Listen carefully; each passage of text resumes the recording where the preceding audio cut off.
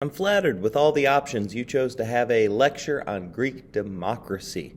At least I'm hoping somebody is watching this because I'm pretty sure nobody's going to pick this one. But let's start anyways. First, the United States is a democratic republic. We are not a democracy. What you're going to learn about here today is pure, true democracy, of which there is nothing in the world. Our United States form of government is going to combine things from Greek democracy and also include things from the Roman Republic, which we'll learn about in our third unit. So let's talk about the Greek democracy as it is. We have to start with the polis. The polis is the city-state. Now, there were a lot of Greek different city-states, people like Athens, Rhodes, Sparta, Thebes, Olympia. And just like in ancient Samaria, these city-states or polises were not a united country. So there is no such thing as a Greek country at this point in time. Instead, there are a bunch of different Greek city-states and Greek civilizations that survived nearby each other. Now, they shared a lot of things. They shared a language, they shared a culture, they shared dietary habits. However, they didn't share a form of government. Athens is going to be the creator of democracy.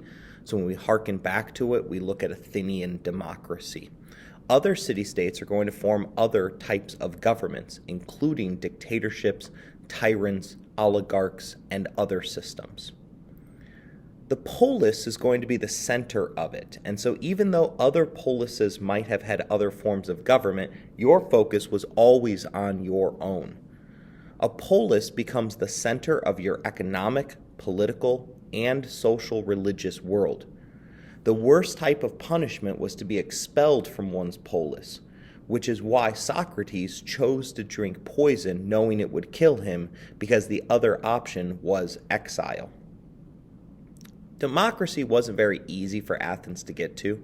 They started with a time of tyrants, where the wealthy elite seized power. These people dominated the state and used the state power to enrich themselves even further. That became at the expense of the other people. These tyrants were initially well supported by the poor people because the poor people owed them money, and they felt like if they bumped them up, they'd be able to cancel the debts. However, instead of helping them, they typically built monuments to themselves and improvements in the city to increase their own popularity and maintain power. So Athens is the most important of all the polises in the early age. Initially, there was a king who lost power to an oligarchy. Oligarchy means rule by a few. It's a type of government that Sparta kept forever, where Sparta had 2 kings and a ruling class of 5 ephors and then 60 old men who kind of controlled the government law. This small group of people forming this oligarchy controlled their government. Athens did something a little bit different. Eventually, a guy named Cleisthenes takes power, and he creates the Council of 500, which was a group that would supervise foreign affairs, oversee the treasury, and propose laws to be voted on by an assembly. This assembly was made up of male citizens, and they had final authority on whether a law should pass or not after free and open debate. That free and open debate is the most interesting aspect of Athenian democracy. See, any citizen could participate in it. Whatever was the debate of the day, you could go to the Acropolis, which was the highest point on Athens, which was a hill, and there was built the Parthenon. You then could participate and discuss and debate the relevant law. Now that meant if a law was relevant to you, you'd want to show up to the Acropolis and have your say. At the end of the debate, people would exit down 2 sides of the highest point of this hill, and then they would be counted. So as they exited, they would decide whether they passed something or if they failed the bill. We take a couple of ideas from this still. Our Congress is nicknamed Capitol Hill, and although it's very flat in Washington, D.C., the Congress is built up to be able to represent a hill. Now, our legislators push buttons for whether they pass or don't pass something, but it still is the idea of you go down the aisle, you debate, and then you make a decision. The big difference between Athenian democracy and U.S. democracy is who does the voting.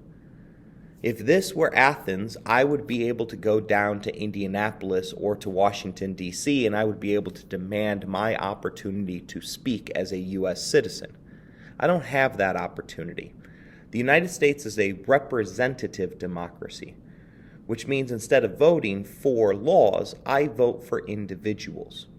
Those individuals, my town's council members, are in Valpo, our city mayor, our governor, our state representatives, our state senators, our national representatives, and our national senators, they're going to be the ones who do the debate and do the actual voting for the laws. We've added a step.